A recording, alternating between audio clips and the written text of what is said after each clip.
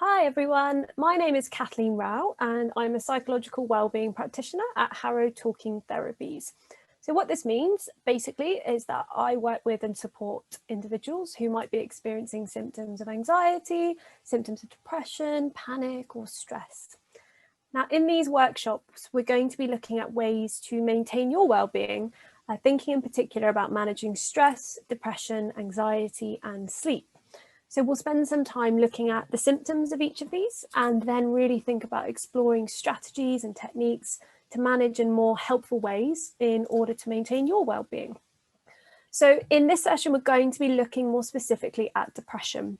So we're going to discuss the signs and symptoms of depression, think a little bit about how depression might affect teachers, and then look at more helpful ways to manage if you are feeling depressed. So firstly, just to think about symptoms of depression and what these symptoms might look like. When an individual becomes depressed, they really might notice having a lack of energy or a lack of motivation. It's a really common thing we see when people feel low. So as a result of sort of no energy, no motivation, individuals lack sort of a desire or enjoyment in what they're doing. And things that might normally be an easy day-to-day activity, such as, I don't know, going to work, seeing friends, they become a lot more difficult, understandably, because you don't have any energy and you don't have any motivation. Now, due to increased levels of tiredness, an individual experiencing symptoms of depression is probably then going to start spending a bit more time on their own, away from other people, and as a result can become quite isolated. And standard things like personal care, eating regularly, these sort of things don't become a priority, again, because the energy levels are so low. Now, this is what we call getting caught in a vicious cycle of depression. So when we feel depressed, we have low energy and a lack of motivation. Due to this, we stop doing things that we need to do. Now, in the short term, that makes sense. You know, I have no energy, I'm tired, I don't want to do anything, I just want to stay in bed. But in the long term, if I stop doing these things, I start to feel quite guilty about myself. I might start feeling that I'm no good, everything's hopeless, what's the point? So this really then starts to feed straight back into already the existing feelings of depression that I have. And that cycle goes round and round and it keeps going.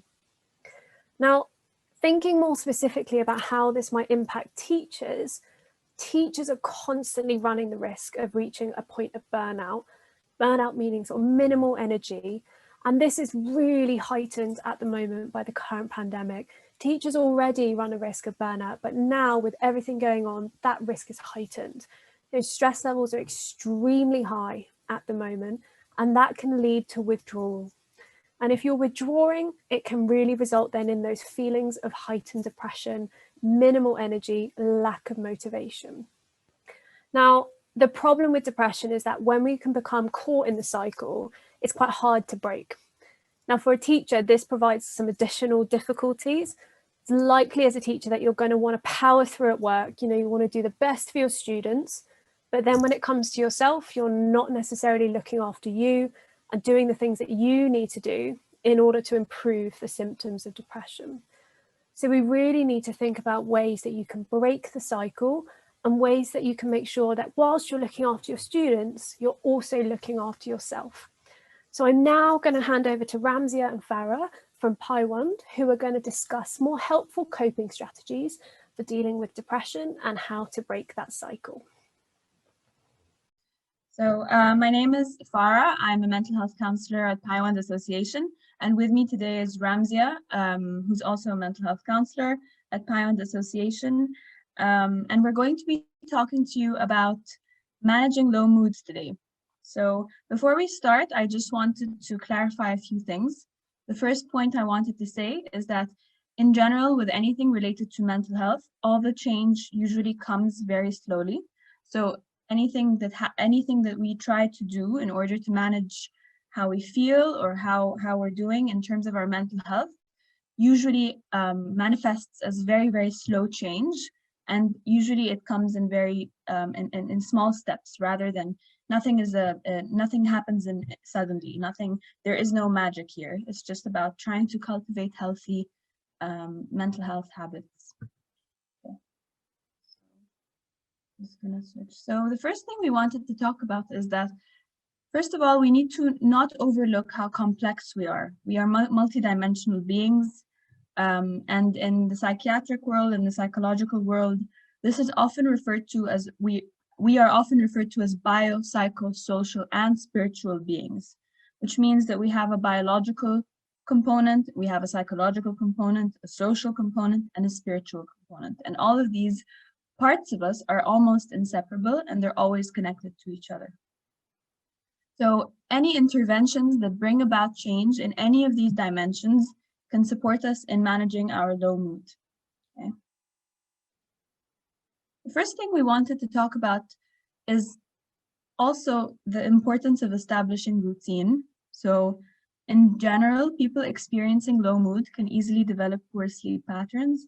And the reason for that is that actually your biological clock gets affected by it. So the influence of low mood on the biological clock affects something called our circadian rhythm. And basically our circadian rhythm is controlled by a lot of different things, including your genetics, the way you grew up, your sleep habits in general, how healthy you are, and all of these things. But in general, but your circadian rhythm, or changes in your circadian rhythm or your biological clock, affects how you experience yourself and how you feel throughout the day. So sometimes when we're feeling a little bit tired, it's very easy to jump to the conclusion and say, maybe I'm depressed, or maybe there's something wrong with me. But it's important to try and establish some groundwork, really, and trying to kind of get some routine and sleep, at least sleep at the same time, wake up at the same time. This way your circadian rhythm would stay as regulated as possible. Okay, so each day is also going to be presenting you with new challenges, and you need to have a foundation of good sleep, good structure. At least knowing what your day is going to look like is very helpful when you're struggling with your mental health. Okay, so all right, another very important element of taking care of yourself if you're experiencing low mood is eating healthy. Research points to the fact that actually there is a much bigger connection between the brain and our gut and our intestines and our digestion. So the food you eat will invariably affect your mood. So things like eating regularly and healthy meals, drinking plenty of fluids is very important for managing your mental health and for managing your mood. Vitamin B and omega-3 have been proven to be mood stabilizers. They help with stabilizing mood. Magnesium helps with tiredness. And another thing that, obviously is more about food consumption and is alcohol consumption. Alcohol is a depressant, and it can heighten negative feelings and affect sleep patterns, which makes people feel a lot more tired and also jump to conclusions about how depressed they are as well, because it could be the effect of a hangover, for example, or something about the alcohol trying to come out of the system. So, all right. Alcohol is also proven to affect your brain chemistry, and increases the risk of depression. Okay. All right. The third thing we wanted to talk about in terms of taking care of your biological health is keeping physically active. Research shows that movement improves the diversity of bacteria in your gut, which means that you will have a healthier microbiome, or a healthier biological bacteria ecosystem inside your stomach and inside your guts. And this means that all the right chemicals are going to be released in the right time.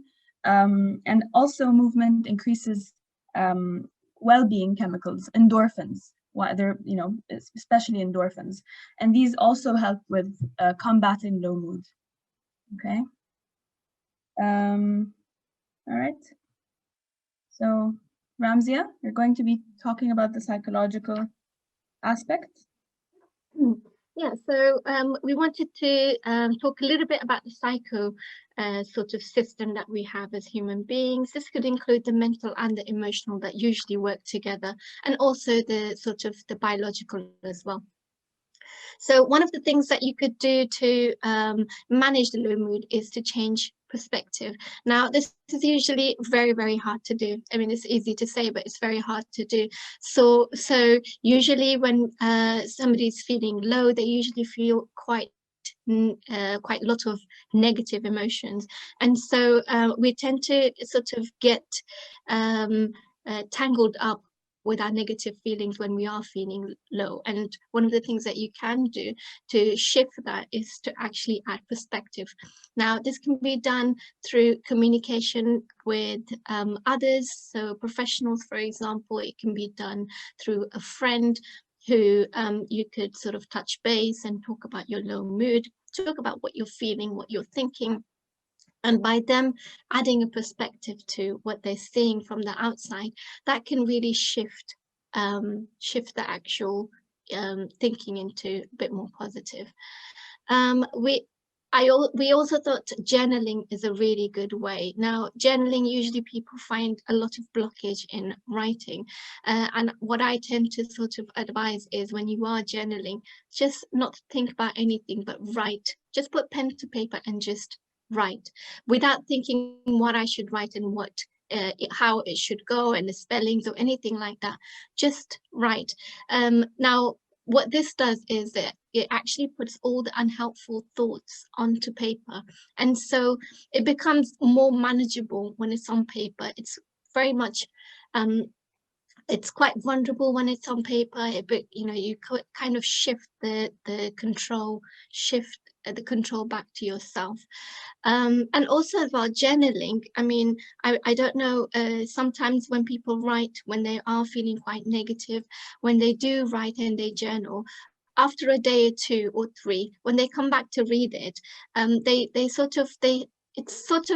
it's a mirror. It's a mirror that we can actually see, to see what's going on with us, within us, and what we are thinking. So that can really help us to understand ourselves as well, our thoughts and our patterns, and working from there. Another thing I think it's very important is to set achievable goals. What tends to happen is that as human beings, we tend to be quite perfectionists. So we tend to want to do everything at our best and reach, you know, amazing goals, which is quite which is noble, which is it's a nice thing to do, but we tend to sometimes overdo that. So I think it's very important to set achievable and realistic goals, because if you set really high goals and you're not able to get them, what tends to usually happen is that we become quite disappointed, and that disappointment builds up, and it gives us a sense of failure, and then we feel quite deflated, and that's a cycle that we go through. So it's very important to set achievable goals, very minimal and very easy goals that you can get to. What tends to happen is, if you're able to get to those goals, there is a snowball effect. So you know, for example, if you have a checklist, you go through the day and you check very easy stuff that you're able to manage to do, that will give you a lot of motivation to then go on to do other stuff. I think it's very important to also understand that we are, at the moment, as we're recording, in a pandemic, and also to be not to set too high goals. I mean, at the moment, we're all sort of surviving in a surviving state. And a lot of people would want to thrive in this, and it's a good thing to have, but don't overdo that. And understand that these symptoms that we're feeling, you know, the demotivation, the anxiety that we're feeling, these are all very normal, and everybody is actually experiencing the same. And the last thing that I wanted to touch on is self-care. Self-care is really important for the mental and the emotional. So we suggest, if you create a wellness box where you have different things that make you feel happy, make you feel a sense of fulfillment, put those in, and every once in a while, take one out and practice that. Yeah, over to you, Farah. Okay. So the third aspect of ourselves that we need to think about when we're thinking of managing our mental health is also the social aspect. This aspect is usually overlooked by a lot of, you know, if you look at, you know, social media sources of mental health and all of that, rarely do we really touch on the social component of mental health, because it's not there. It's easy to say, you know, you should have structure and all of that, but it's very, sometimes social relationships are much more complex to manage. But it's very important for us to connect with others, to realize how important it is to connect to other people for many reasons. The first reason is that, you know, especially during this time, we all feel a heightened sense of isolation. We all feel like we are alone, and this automatically has a negative effect on our nervous system, because we feel like we are in constant fight or flight. We're afraid because we feel like we're not going to be protected if something bad happens to us. So when we generally connect with other people, this fight or flight response kind of lessens a little bit, and we feel like we are able to socially engage with other people, and our nervous system is able to regulate difficult emotions better, difficult feelings better, and support us in regulating our emotions. So it's all connected in some way. So connecting to other people will help us connect to our nervous system, and our nervous system will help us connect to our feelings, and we're going to be able to manage a lot better. It's also important for us to remember that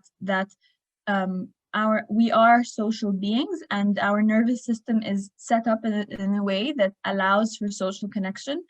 And it's very important for us to keep that part of us activated, because depression has been highly correlated with a kind of a poorer social network, or less social interaction. So it's very important for us to really work really hard and build in ways of communicating with other people. And obviously in this time, the only thing we have available for a lot of us is digital platforms to keep in touch with other people: Skype, WhatsApp, Facebook, online groups. And obviously these platforms have their limitations, because they don't allow for closeness or intimacy or touch or anything. So it's important for us to kind of go the extra mile in a way, and try and kind of really make an effort to connect with others, and try to really see what's going on with other people and listen to them. Okay. And one way of also mitigating the negative effects of isolation is to try and kind of change the format of communicating with other people from just phone calls to video calls. This makes it a little bit more kind of normal. Okay. And through this pandemic, there's also a tendency to be very addicted to our social media, addicted to the phones, addicted to kind of technology in general, because most of our work and social life is becoming mediated by these technological platforms and digital devices. So it's really important to also know when to switch off, and to try and kind of let your nervous system relax, and to be able to kind of wind down and go to sleep without any stimulation. Okay. All right, so, okay, this is our last slide. Ramzia? Yeah, so we want to touch a little bit about the spiritual. Now, usually when we tend to talk about spiritual, people tend to connect that with religion. You don't have to have a religion or committed to a religion to actually be a spiritual person. So spirituality, we see it as a sense of purpose, a connectedness to yourself, to others, to nature, or even God or a higher being of any sort. So some of the things that we suggest is, again, writing a journal. As I spoke about before, writing a journal, it's really just a window to your own self, understanding yourself much better. Specifically, when you write it and you come back to it another day, you'll really see yourself in those writings, and it's quite an intimate one as well. We also thought that gratitude journal. Gratitude is shown to have very positive effects on low mood, on mental well-being. And so, you know, what I tend to sort of ask sometimes is picking out 3 things, even if they're very minute things, because sometimes we're looking for really big things to be thankful for, but very minute things that you could actually pick out at the end of the day. Just naming them, you know, when you're sort of just about to go to sleep, or you know, an hour before you go to sleep, pick out 3 things that you're really grateful for in the day that went well, and that you're really grateful for. This usually helps to balance the negative with the positive. Other things that you could do to enhance your spirituality and to use spirituality to combat low mood is attending virtual groups that have with people who have similar perspective to life, because we know that that brings closeness, that brings enhances relationships, it enhances empathy between each other, and empathy is really the source of life for a lot of us. Praying and connecting through your being to your higher power daily. So it doesn't really have to be that you're praying to a God, but sometimes connecting to nature gives that sense of connectedness to something higher. Sometimes praying to God, sometimes just understanding that there is, or sort of relying on something that is much bigger than us, helps us to get through those low moods. Practicing mindfulness again. Mindfulness is, it helps us to, I mean, the whole purpose of mindfulness really is to help us to stay grounded in our presence, because what tends to happen when we're experiencing low mood is that we tend to go back into the past and think about and run over everything that has gone wrong, perhaps, or think about the future and worrying about what will happen the next day or in the future. Whereas mindfulness tends to bring us and sort of grounds us in the reality of the now, which is really helpful in combating low moods. Again, spending time with people who have similar path and vision is the same, just connecting. Before, people used to do, before the pandemic, people used to do that by going to church or going to the mosque, and this was quite fulfilling. But at the moment, this can't be done, so attending virtual groups for that, I think, would be very useful. Another way I think is really happiness is found that it's not just about sort of helping ourselves, but helping other people gives us the same sort of happiness that we are looking for. Research has found this. So finding ways to give and serve and be there for other people, volunteering, perhaps it's not very easy right now to do so, but there are platforms. I mean, everything has moved virtual, so there are platforms to sort of support organizations, support other friends and family. This tends to give us the same sort of feeling of happiness that we would feel if we're doing something for ourselves. And I think, just as a general thing, what we suggest is actually having a wellness box that would cater for all aspects. So things that would spiritually and physically and all the things that we've talked about, having one thing that actually hits any of these. I think having them in a box and picking one each anytime you feel that your mood is going, your mood is descending, perhaps reaching out for one and practicing that would really help. Yeah, over to you, Farah. Okay, and we are done today with our presentation, but we just would like to kind of leave you with a few things. The first thing is that we are all, we're all connected, and everything is connected. So everything we do is connected to our mental health, and everyone we are connected to is also connected to us and connected to our well-being also. So it's very easy to think of ourselves as isolated islands in this pandemic, but actually everything is extremely everything influences everything. So if you try to change one thing, this might cause change in other things. So it's even though some of these changes might seem simple, but they're actually going to affect you in a much more important way than you think, much more sort of profound way than you might think at the beginning. And yeah, thank you very much for listening to us, and we hope you have found this useful. Thank you.